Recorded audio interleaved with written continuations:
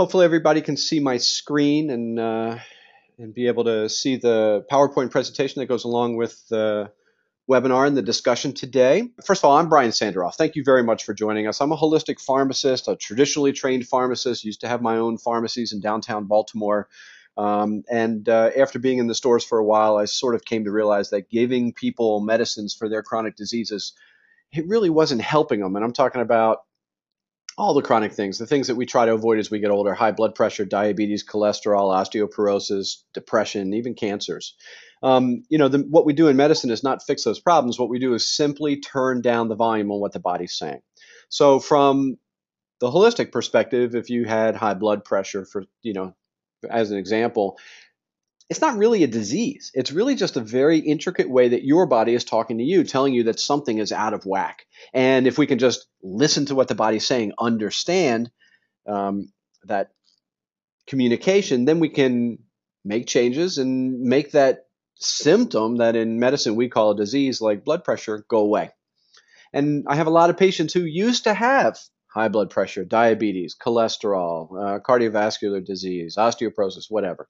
And so I sort of switched gears in my practice and my way of approaching health and became what I term a holistic pharmacist.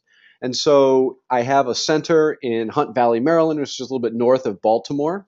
And in the center, we have our holistic pharmacy. We have all sorts of practitioners. I see patients, and then we have clinical hypnotherapy and acupuncture and massage and nutrition, all sorts of other practitioners here. And it's a concerted effort to help people find different answers to their woes, basically. I am here at your disposal.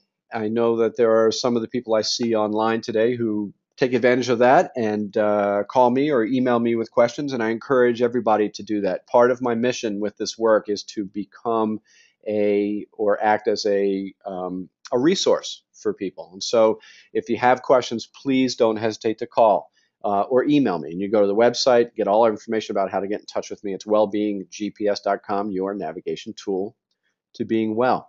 And so that goes for today's topic, which is sports nutrition, optimizing your efforts, or anything else that's going on. Please don't hesitate to call. And I love your feedback about the work that we do as well. So if you have some words about the webinar today or the process, I would love to hear those also.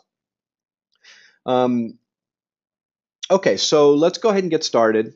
And again, if you have any questions, just type them right in as we're going through it. So today's topic is about sports nutrition. And just as a little bit of background, not only am I a pharmacist and, understand the holistic world and all that kind of stuff, I used to host and produce a radio show about alternative medicine. I did that for years, 19 years here in the Baltimore area. And actually, hopefully someday, very soon, we'll end up back on the air as well. And then I also was a coach in high school for cross country and track and field. And so I spent some years doing that as well. And so this topic is near and dear to my heart, and I've got a lot of experience with this. I work with some professional athletes right now, as well as a whole bunch of other athletes, including a bunch of youth hockey players. And so that's the topic for today, sports nutrition. And I just also want to say that this topic is important for everybody that's listening, whether you're somebody that just joined a gym and are just starting to work out, or maybe used to work out and haven't for a while and trying to get back in it, or maybe working out with a specific goal of trying to lose weight, and all the way to the other extreme, being a professional athlete or being somebody that plays on a team or is a really high endurance athlete. All of the information we got today is important to every one of those different people that work out. So the beginning of this and the understanding of what our body needs as far as exercise and nutrition to thrive really goes back to understanding our past and how we have interacted with our environment in the past. And so understand that from a longer perspective, and I'm talking about the tens of thousands of years that we have been on this planet, the way we live today in regards to diet and exercise is a relatively new phenomenon. We have not been doing the things that we do this way for long enough for us to have made the genetic changes to allow that to be healthy for us. In other words, that natural selection process. And so understand that from that perspective, the time that we've been living the way we do today is just a drop in the bucket. And so in regards to diet, in the past, we did not eat grains the way we do today. Again, a relatively new phenomenon. And the reason this becomes important is because it's the influx and the staple that grains have become in our diet that has changed the way our body handles sugar. And that is a huge issue with the laying down or the making of all sorts of chronic disease, and can be an issue with how our body responds to exercise and sports, and our ability to lose fat and gain muscle. And in exercise, when we were cavemen, and again for the vast majority of that tens of thousands of years that we've been on this planet, our activities were geared around one thing, and that was really survival. And we spent a tremendous amount of energy, calories, in that survival that we don't have to do today. And that is why we have such problems with health today. It really is that simple. So let's talk about exercise first. And I'm just going to mention this stuff real quickly because the main thrust of today's talk is about the nutrition part of it, but the exercise is important. And so there's different kinds of exercise. And I just want to point out that interval training, this sort of exercise, best mimics what we did, again, for all that time that we've been on this planet until relatively recently. Short bursts of intense activity separated by longer periods of less intense activity. And, for many of us, we're sort of under the impression that going out on the road or on a treadmill or an elliptical machine or whatever it is that we exercise on, and going at a steady rate for 30 or 40 minutes or more is a great exercise. But I want to point something out to you.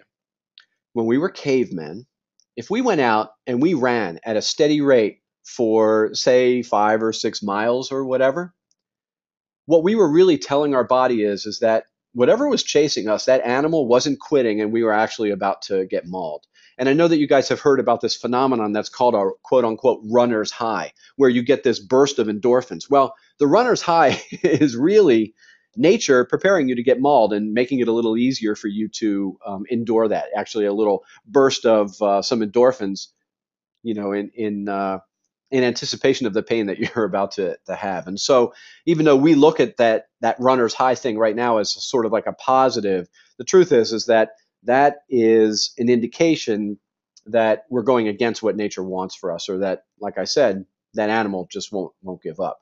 So the proper way to train these days, or at least a part of your training, should be interval training. And so what we want is to see blood pressure and heart rate go up and down within the same exercise regimen. So if you get on a machine and you go at a steady rate for 20 minutes and your heart rate is elevated, but it stays at, say, 140 or 150 for that entire 20 minutes, that is not as valuable to you as if that heart rate went up to 170 for a short period of time and then went down to 120 and then went back up to 170 and then back up to 120. And it's the same thing with your blood pressure. And studies now show that variation in heart rate and blood pressure within a workout session actually helps build more growth hormone, which is what you need to build muscle, and also is fat targeting, meaning that you can use fat for energy, and it's healthier for your heart, for cardiovascular health,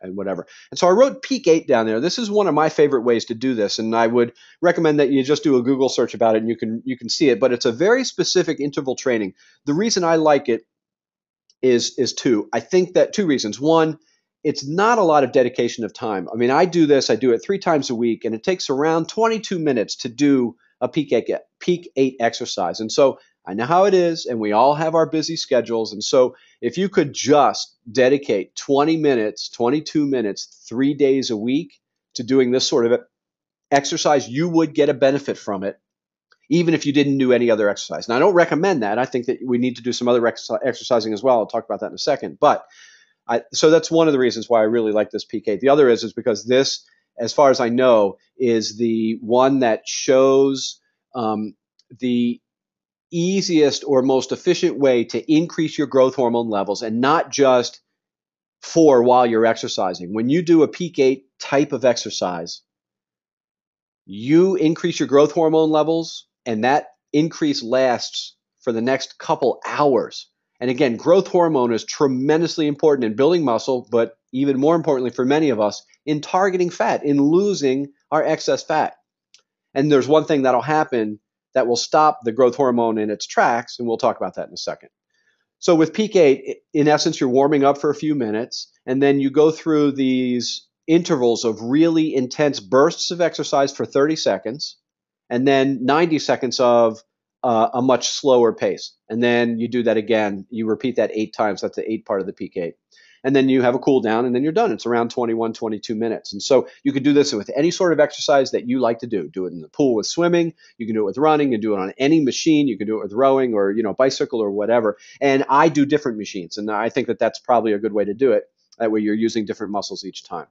Had a question here from Mallory, and that was, what about a runner's high lasting the entire run? Well, that could just be a personal thing where, someone is an enthusiastic person and they're sort of creating endorphins. And for them, that's not, such a terrible thing, because obviously endorphins are good. We create endorphins when we're happy. We create endorphins if we're making love or if we're in love.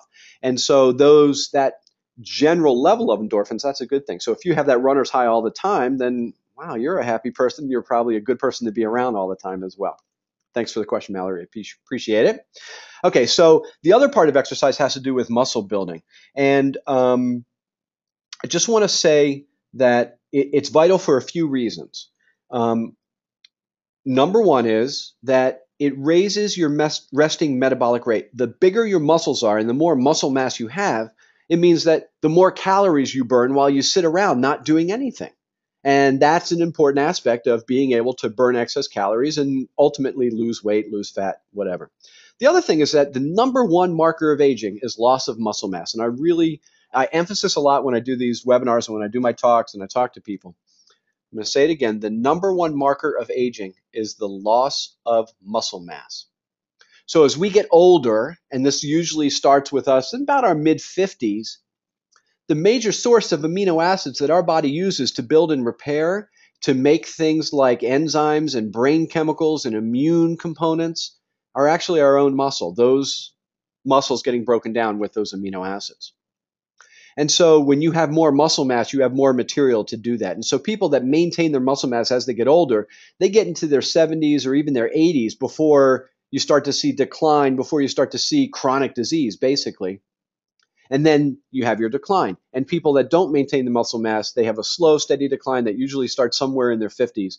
And, by the time they hit their 70s or 80s, quality of life is poor and health is poor. And so it's really important to understand that you need to maintain your muscle mass. So what I usually say is whatever time you have to dedicate to working out, half of it should be to some sort of cardiovascular health. And I do recommend interval training when you're doing that. And the other half should be for muscle building. Now, there are lots of exercises. I know a lot of people that are online right now are members of gyms. And so work with your trainers in the gyms to sort of combine things. Because the truth is, you can have some activities like Pilates or certain kinds of yoga or other activities, which actually are both cardiovascular and muscle building at the same time. So that's a good way to go. All right, so let's talk about the diet a little bit. So there are a few simple concepts to understand here. And once these concepts are grasped, then it becomes very easy to do what your body wants to best benefit from exercise. And the opposite is also true. If you have a lack of understanding with these very same principles, the result is usually poor performance and disappointing results. And I know that some of the people that are listening right now have been through that, where you've gone to the gym, you've done your exercise the way you're supposed to, and you're not seeing the results that you expected. Now, those results could be increased in performance if you're really into athletic pursuits, or it could be loss of body fat or losing weight or better endurance or feeling better or better energy. When there's disappointment with that, it really is because of a lack of an understanding of these really simple principles. And I say simple it might sound a little complicated because I love to talk about biochemistry, and we're going to talk about that a little bit here about how things work, how we use energy, how our muscles work, and everything. But I'm going to try to simplify them, and if I'm doing my job correctly, then I have simplified it, and it'll be easy to understand. So number one has to do with materials needed to build. When you exercise, in essence, what you're saying to your body is, hey, build. So you're telling the workers to build. Well, you need to make sure that the workers have the materials to build, right? So I was talking about proteins, and what proteins get broken down to are amino acids. Those workers also need fuel, and it's really important to understand that aspect as well. And so the fuel comes from sugars first, then fats, and then even protein in our diet or your muscle, which the body will break down for protein in an emergency if it needs. And those are the things that you have to understand. So let's get into that a little bit more, a little bit finer, with fuel in particular. So when we eat, this is what happens. The things that get absorbed first are the simple sugars. Now, there can be simple sugars in a lot that you eat. Now, obviously, if you're eating cookies and cakes and candy, that has a lot of simple sugars in it, and that's why your blood sugar goes up so quickly from that. Your body, sugar is the primary source of energy for your body as well. So you have your simple sugars, they enter the bloodstream extremely quickly. Now, if you eat a piece of fruit, that has some simple sugars in it. The fruit that's in fruit, the sugar that is in fruit usually is fructose, and that is, two sugars attached together. Then you have complex carbohydrates, which are longer chains of sugars, basically, just a bunch of sugars combined together. And so what happens is this is a little bit slower. Now, we oftentimes make a mistake or we have a misunderstanding about what this means as far as our blood sugar goes and how quickly it can raise our blood sugar. So I want to make sure we understand. Complex carbohydrates are really just longer chains of sugar. So the body will slowly break those down into simple sugars. And then you know what? Those simple sugars hit the bloodstream quickly. So even though you may be having a complex carbohydrate, it still has the potential of spiking your blood sugar. And when we talk about growth hormone a little bit later, we're going to talk about why you want to avoid that, why that needs to be avoided. The next thing are the fats that get absorbed. And so the fats get broken down into individual fatty acids, and those get absorbed, and then proteins and the amino acids. So again, sugars are the primary source of energy, followed by fats. Once these are depleted in the body will break down muscle tissue to try to get amino acids from that protein. But this is not good for two reasons. One, obviously, you're losing your muscle tissue. And again, what's the number one marker of aging? Loss of muscle mass. We don't want that to happen. But number two, it is not an energetically efficient way of making energy. And there's a lot of waste product that comes from that. So when you're breaking down muscle to make energy, you're sloughing off a lot more waste product that challenges your body to get rid of. And that you don't want to do. So just a hopefully quick and simple biochemistry lesson on how muscles work. So the first energy is ATP. So it's stored in very limited amounts. These are in cells, all cells, including muscle cells. And there literally is just enough ATP for one muscle contraction in your muscle cells. So the ATP needs to be replenished very quickly. This happens through a mechanism where a molecule or a piece that's called creatine phosphate gets broken down. So the creatine and the phosphate get broken apart, and when that happens, energy is released, and that's what helps to restore ATP for the next contraction. But these stores are also quickly consumed as well. So it's the metabolism of glucose that replenishes these stores. That's how energy sources get replenished. The muscle stores glucose in a form that's called glycogen. And once your glycogen stores are diminished, then the body will turn to using fat and or muscle, again, those proteins, as sources of energy. So glycogen gets stored in the muscles, and it gets stored in the liver as well, and that is the stored source of ready energy. And it takes generally about 20 minutes for your body to use up your glycogen stores.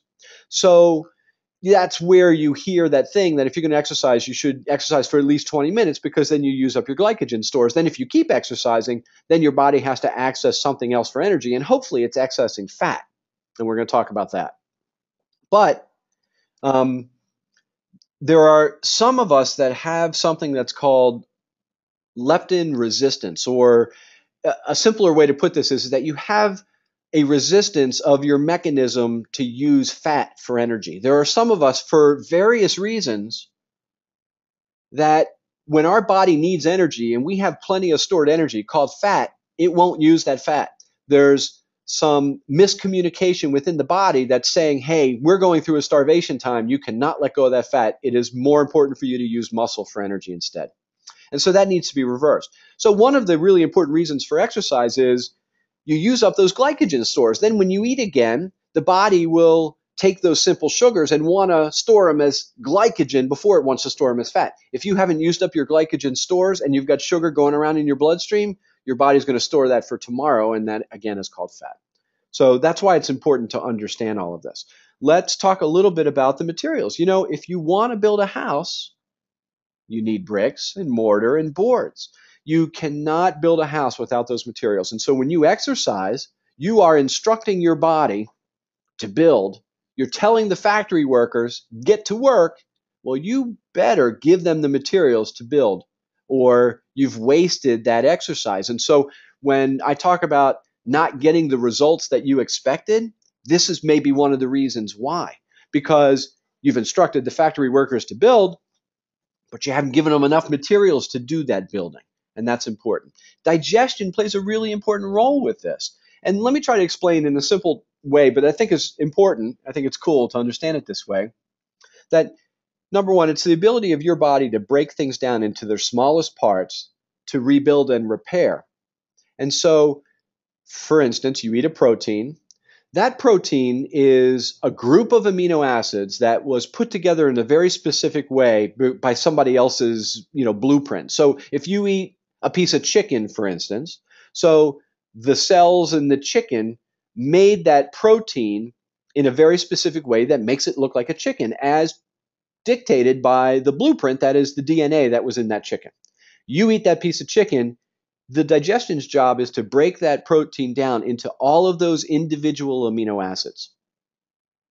Then your body will absorb those individual amino acids and, according to your blueprint, will reassemble them in a different order that then shows up as you instead of a chicken. That's how this whole game works. We'll talk a little bit more about digestion in a second. How much protein is enough? This is, again, an area of I'll say misinformation or misunderstanding, I believe. And I would be one of those guys, one of those practitioners that is, you would consider maybe protein heavy. Here's the general rule of thumb that I think all of us need if we're trying to be active. And again, going back to caveman times and looking at the vast majority of the time that we've been on this planet, the tens of thousands of years, we consumed a whole lot more protein than we do today. And I know what the, RDA is for protein and all that. And I'll also tell you that RDA really stands for ridiculous dietary assumptions, not recommended daily allowance. You should be getting at least anywhere from 0.5 to 1 gram of protein per pound of body weight. So I want you to think about that. From a half to a gram of protein per pound of body weight. So if you're a typical 140-pound woman who's exercising and maybe wants to lose a pound or two, that means you should probably be getting around 100 grams of protein a day, maybe more if you're being more active. And if you're a typical guy, 200 pounds, you should be getting 150 grams of protein a day. So when you go through your diet, and you can get some, some easy computer programs or apps for your phone where all you do is put in all of what you're eating, exactly what you're eating, and it'll calculate how many grams of protein you're getting. You are likely to find that you're not getting enough protein. And then there's the sources of the protein. And so they can come from animal sources or vegetable sources, or you can supplement with it as well. And when I'm working with athletes and when I'm working with people that want to lose weight or are being more active in the gym and maybe not meeting their goals the way that they think they should, oftentimes we have them supplement because they find that they're not getting enough protein in their diet alone. So I know that I have this discussion with people all the time. I will tell you that my particular bent on this is that it becomes more and more difficult to get enough protein from vegetarian sources. And for those of us that are vegetarian, you have to really work hard to make sure that you're getting your protein, that you're getting enough proteins and you're getting complete proteins in your diet. Even more of a reason to end up supplementing with. And so, um, if you go to the website, I've got an article that goes through all of this information as well. And on there are some links to some products. And so I oftentimes like a whey protein. And for vegetarians, we have this one that's called Plant Fusion, which is a combination. It's a protein, complete protein, really great product that uses brown rice and artichoke and potato, I think, as the sources of the protein. And so you get a good 20, 23 grams of protein per serving, completely vegetarian, non-soy, non-dairy, non-animal, and that's a really good protein to use as well. Okay, so that's the whole material thing. So we have been told you are what you eat, but that may not be true really because you are what you eat and absorb. And if you are not digesting your proteins efficiently, you are not getting the full use of those proteins. And so let's say you eat a big quarter pounder. And so you're getting around 30 grams of protein. Generally speaking, for animal proteins, you get about 7 grams, somewhere between 6 and 7 grams per ounce of whatever it is that you're eating: chicken, fish, beef, eggs, whatever. An egg would be 6 or 7 grams. So if you ate that quarter pounder, you may be getting, 25 or 30 grams of protein, but that doesn't mean that you're going to make use of all that. If you can't break those proteins down into those individual amino acids, then that's not happening. And there are things that can interfere with that. So the first thing that interferes with it is that, we eat a cooked and processed food diet. That's the standard American diet. That's SAD, in case you didn't get that.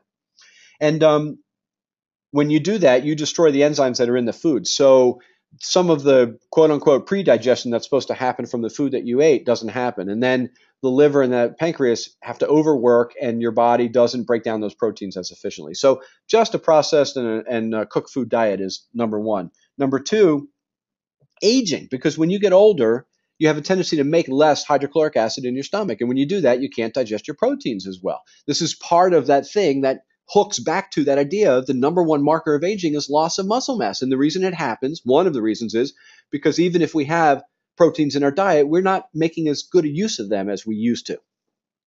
And then if we're talking about hydrochloric acid, we all know that probably the most popular category of drugs in the pharmacy are the ones that cut down on acid in the stomach, because supposedly of these problems with reflux and whatever. And so prescription and over-the-counter medicines like Tagamet and Zantac and Prilosec and Prevacid, those interfere with your body's ability to break proteins down.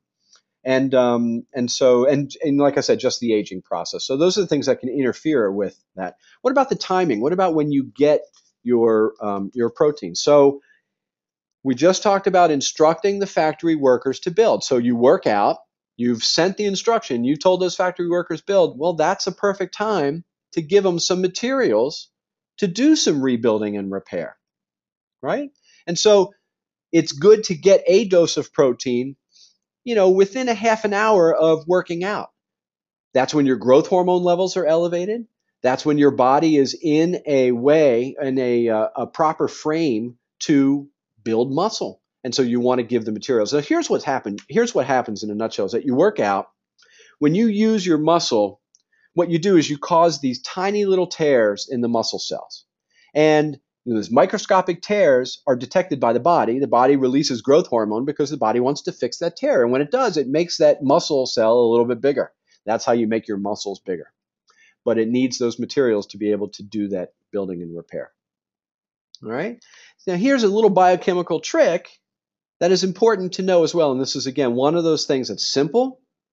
It's completely understandable biochemically, and it gets missed an awful lot. And that is that when your body is in an acidic state, it does not want to make use of those amino acids to build as readily. So what happens when you work out? Well, you use your muscles, you are using fuel for those muscles, and one of the side effects of making fuel and using it is the creation of a waste product which is called lactic acid. Those of you who are runners and or athletes have experienced this because you've gotten sore muscles from working out. That happens because of the buildup of lactic acid within that tissue, and then it takes a while for your body to sort of clear it. But that's an indication that your body is acidic. And so what you can do is immediately after you work out, alkalinize. Do something to help alkalinize your system, and then your body will make better use of the protein. And the way that we like to do that is with green foods. Fruits and vegetables are alkalinizing. So we have this little supplement, and I'll talk about this a little bit later in, when I go through a program that would, or, a perfect program for somebody when they're working out. But we have this little thing that's called, the one that I use is called Greens First. And I see Cheryl that's online here, and I know that she loves that product as well. And it's basically a scoop of that stuff is what you would get from 15 servings of a whole variety of different fruits and vegetables. So you work out, immediately after workout, you take a scoop of this Greens First and you drink it. You're going to alkalinize your system. A half an hour later, you take your protein, and your body's going to use that protein much more efficiently. Let's see, I got a question here from Tony. It said, what do you think about consuming a high glycemic, I guess is that, I'm not sure what CHO stands for, and fast digesting protein before and after? The problem with a high glycemic something is that you get a spike of blood sugar, and the result of that is an increase in insulin. And insulin is the stopper of growth hormone. So when your growth hormone levels are elevated, the one thing that'll make those levels go down immediately is a spike in insulin. So I'm not a real big fan of that. I'll talk about the program that I like to see people do before, during, and after workout. And you'll see how that fits for you, Tony. Thanks for the question. Appreciate that. All right. So another issue is about replacing fluids. And I just want to try to mention this real quick because it's another thing where we have a lack of understanding or some misunderstanding or just a not enough understanding. And that is that, first of all, why do you sweat? Well, when you work out, muscles are working, you're releasing energy, you increase your core temperature. And core temperature can't increase too much or we literally would die. And so we have these mechanisms to get the temperature back down. And one of those is sweating. And so what happens is you heat up, you sweat, and so you're putting fluid on the surface of your body, on your skin. And then as that fluid evaporates, that's a cooling. There's a cooling effect that goes along with that. So that's how the body's attempt at controlling the the core temperature increase. Let's see, something from Jaden. I've been taking Greens First for years and always drink it first thing when I wake up. Should I use it instead after workout? Okay, so the question is that the answer would be that you can do both. I mean, there is a possibility of over alkalinizing, and I do offer caution there. And this comes from my own personal experience as well with patients. I was training for a marathon one time. It was the summer. It was really hot. I was out. I was running. I was sweating a lot. I wasn't replacing my fluids properly, and I was using a lot of those green drinks. I was actually having 3 of those Green First, servings a day, and I over alkalinized, and I ended up getting a kidney stone from that. And so you just want to be careful. I think using that as a nutritional source, Jaden, is good and it's important, and it helps alkalinize your system generally. And so if it's a day that you're working out, you could do it after your workout instead of in the morning. You'd still get all of that same benefit, and you would likely turn your body into a more efficient protein using muscle building machine. Fine. This would be like sort of a fine adjustment. And I know that you are, you're really in tune to what's going on in your body. And so seeing that small difference, you would notice a difference with that pretty quickly. Thanks for the question. Appreciate it. Okay, so what does sweat contain? Okay, so obviously it's fluid, but it also contains some other things. One of them is toxins. That's one of the ways that your body gets rid of toxins. It's part of the reason why sweat may have an odor to it. But it also contains some very important minerals called electrolytes. Sodium, potassium, magnesium, and those need to be replaced. Those are very important minerals or chemicals in the body. Those electrolytes are vital for muscles to work and contract, including your most important muscle, which is your heart. And those minerals play a role with how fluid gets out of your body and blood vessels contracting and all sorts of things. And so we want to make sure we replace them. Now, we know we do that, right? And you all know about Gatorade or, All Sport or whatever's out there these days. The problem with those sports replacement drinks that are out there is that they replace potassium and sodium, and they really, for some odd reason, have ignored magnesium, which I think is actually the most important mineral to replace. It's most important mineral for your heart. Estimates show that some 80 to 90% of us are magnesium deficient from our diet alone. And when we sweat a lot, we lose a lot of magnesium and we do not replace it. So how do you do better? There's this drink that we use that's called Endura. It's made by one of the professional companies that we have, and it has a really aggressive dosage of magnesium as well as sodium and potassium and another mineral that's important for production of energy on a cellular level called malic acid. And it also has a sugar complex in it, just like the Gatorade does, but one that doesn't cause as much of a spike and then crash while you're working out. And so my recommendation is to use this, start using it about 20 minutes before you work out. And really, the idea is to try to replace those fluids and those electrolytes before you even lose them. We say that once you get thirsty, it's kind of too late. This is something I used to do with my runners and athletes a lot, is that, when you're running and you're in the middle of a meet and all of a sudden you're thirsty, you can't replace it by then. It's too late. You have to start replacing those fluids and those electrolytes before you even lose them. I wanted to give another quick word about an alternative source of energy. There are these things that are called medium chain triglycerides. So this is a kind of fat. It's a specific length of chain of these fats that gets readily absorbed through the gut. And it gets readily distributed right to the liver, where the liver can use it to make energy. The source of these MCTs is usually coconut oil. And this is why you see sort of vogue these days that you see coconut milk as part of sports replenishment drinks or those gel packs or things that, high endurance athletes use. Well, we can all use them. It comes from coconut oil and it's a ready source of energy. And so what I recommend is that you use that Endura drink, and before you work out, you put a tablespoon of these MCTs, medium chain triglycerides, into that, and you will notice a difference in the energy that you have while you're working out or whatever your athletic pursuit is, whether you're a high endurance athlete and, you're running marathons or biking 100 miles, or whether you're just going to the gym and trying to get your heart rate up a little bit so you can lose a pound or two. This will make it easier for you to do your work. And when you can do your work easier, that's one of the blocks that gets taken out of the way. So what would be an optimal workout regimen for practically anybody? Well, here it is. Number one, beforehand.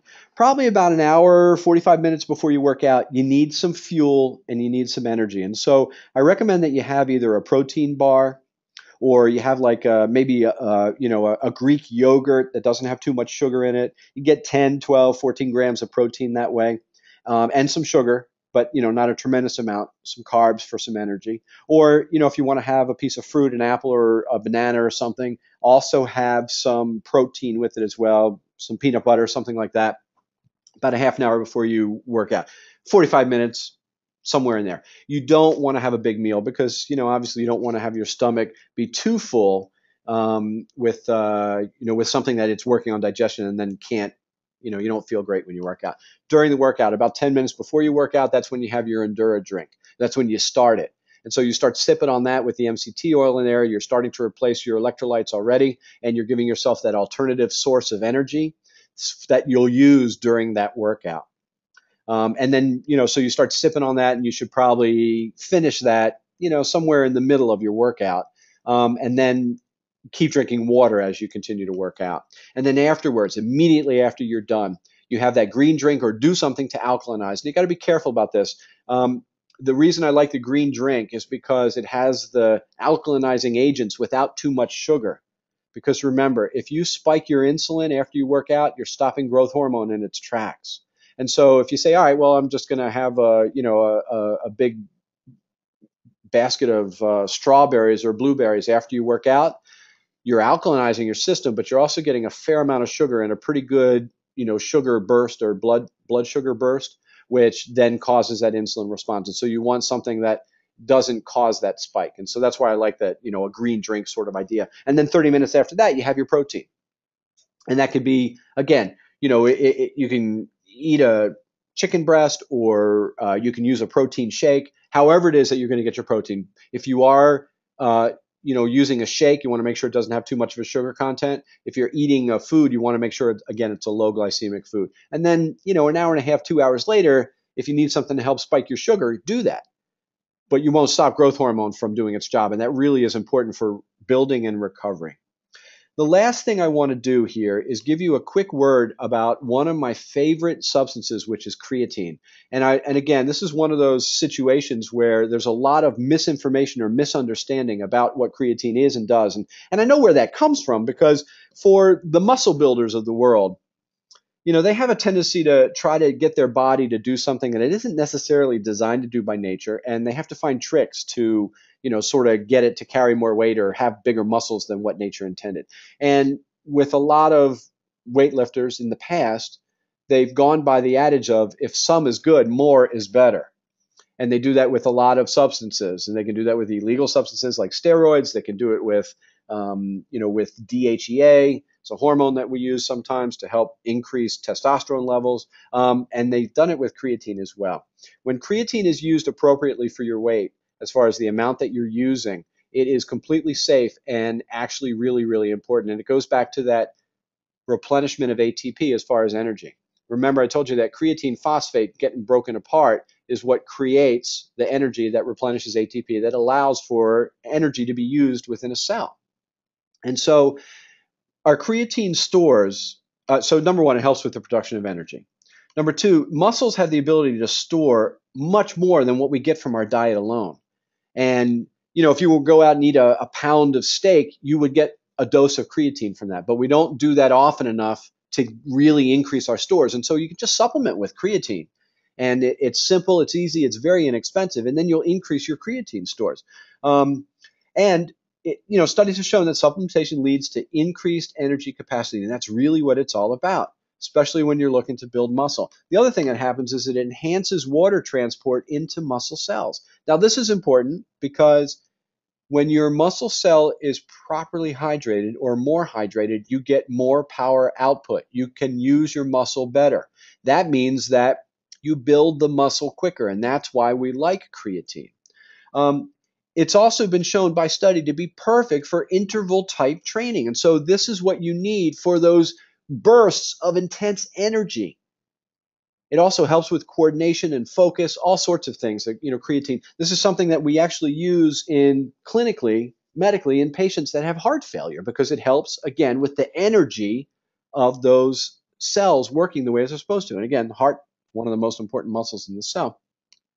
The other thing I'd just like to mention that's a little known fact about creatine is that it protects against concussion. Study showing that when you're on creatine, you're half as likely to get a concussion, or you're going to get half the damage from a concussion that you normally would. And so for those of us that are parents that have our kids playing in contact sports, whether that's hockey or lacrosse or football or even basketball, having them on an appropriate dose of creatine will give them a good dose of protection about that. And there's a lot of people who feel that, that football players that are on creatine would much more commonly get concussions than they do right now. Hard to believe that, but it's true. So now's a good time to type in any last minute questions if you want. Just want to show you that upcoming webinars, we're going to be talking about menopause in August, and a natural solution for anxiety and depression in September, and digestion, which is really the beginning and the end of health, in October. All of the webinars that we do end up getting recorded, including this one today, and it will be on our website probably the beginning of next week in our archives, as well as all of the past webinars that we've done, including ones on vitamin D and stress and weight loss and getting a good night's sleep and cholesterol and osteoporosis and inflammation. I mean, we're really starting to get a good catalog of these. Also want to mention that one of our practitioners, Randy, who is the clinical hypnotherapist here, has created a hypnotherapy CD specifically for working out. And that could be for professional athletes, and it could be for people who just can't seem to make it to the gym as regularly as they want and get the results that they think they need. And so on the website, you can go there. There's an article that says hypnotherapy for athletics, and there's an actual CD that you can purchase that if you listen to every day for 30 days, we guarantee you will see a difference in the results of your working out, not just in your motivation, but in the actual results as well. So there you go. I see that Cheryl has her hand raised. Cheryl, I can't unclick you mute wise. So well, type in your question if you can real quick, and then I can in the little question bar, and then I can answer that for you.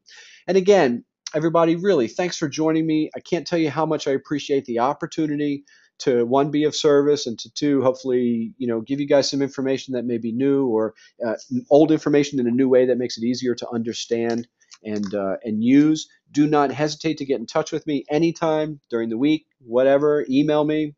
Let's see, starting to get some questions coming in now. So Jaden says, any suggestions you would have if you can't eat nuts or grains that I can have for snacks? I pretty much stick with fruits, vegetables, meats, and eggs. That really is the best thing. I mean, our diet, for the most part, should be made up of proteins, fruits, vegetables, nuts, seeds, legumes. And so, Jaden, if you're really, really active, having some of those natural refined carbs, some of those grains can be okay as long as you're really an efficient burning, machine. But the other thing is to try some, low glycemic protein bars. Now, I'm a big fan of eating things the way nature provides them. And I also fully recognize that in our society today, things are different. We don't go to the market every day. We can't get things as fresh. And so I know that protein bars do not grow on a tree somewhere, but if they're formulated properly, they can be tremendously helpful. There's two brands that we recommend. One's called Paleo Bar by a company called Designs for Health, about 10 grams of protein per bar. They're more yogurty than chocolatey, and they're low glycemic. My other favorite one is called Protein Fusion by Metagenics. That's about 20 grams of protein per bar. They're chocolatey. So for those of us who like to feel like we're cheating, that's a great one to do. They taste great. They come in, a chocolate, a peanut butter, a cookies and cream, and they taste great. They give you a good protein, and they do not spike your blood sugar, and that really is the key there. Thanks for that question from Cheryl. What about L-glutamine? So good question, Cheryl. Glutamine is a very important nutrient that is fuel for muscle cells. And when you're getting your protein or your protein shake or whatever, glutamine is one of the ingredients that's in there that that you should be getting. And you can take extra glutamine if you want. You can either just add it right to your protein shake, but look at your protein shake and see how much glutamine you're getting in there. So what does glutamine do? It stimulates synthesis of proteins and inhibits the degradation of proteins. It also increases glycogen, which is, again, fuel for the cells. And so that's why glutamine is important. That's a good question. I appreciate that. From Gina, how do you determine the correct dose of creatine? It has to go by body weight, Gina. And so I have a protocol that if you're interested, email me and I will email it back to you. And it goes through what the loading phase is and goes through the maintenance phase of how much. And so it's just a formula that you just kind of plug in and it tells you exactly what it is. But for a typical 140-pound person, I'm just making a guess here, that's all. The typical dose on a daily basis would probably be 3 to 4 grams of creatine, which is a pretty low dose according to how you're supposed to use it to build muscle. And again, that's why I'm conservative there. And then you have your loading phase where you use about 10 times that for the first 5 days. And there's a whole protocol about how to do that and how to get it, in certain ways. And so again, just email me and I'll be happy to pop that right out to you. Then I've got a question from Joseph, and that is, what other supplements would you recommend if my current workout is intense interval training? There are a whole host of other things to do. Healthy fats, very, very important. So fish oil helps cells communicate with each other. The proteins are really key in helping to be able to make the growth hormone. There are some things that you can use for energy. Acetyl L-carnitine, GPC is a phospholipid that helps improve growth hormone levels. Tyrosine is an amino acid that can play a role with that. There's a thermogenic effect that you can get from one of the green tea extracts, which is called ECGC. It's got some anti-cancer effects. The MCT oil I really love, and if you haven't been doing that, you try that with that Endura before you work out, and you're going to see a difference. Number one, you're going to see that your intense interval training is easier and that you can make it even more intense. And that's one of the things that I've noticed. When I do my peak 8, I really watch my METs on the machine, and I really get them up to a higher level, and there's no question that it's much higher with this sort of help than before. So hopefully that answers your question, Joseph. And everybody else, thank you so much for joining us. I really appreciate it. Wow. 55 minutes goes fast when we're having fun, doesn't it? Everybody, please don't hesitate to get in touch with me. And I look forward to hearing from you all, and join us again. Everybody have a great, great afternoon.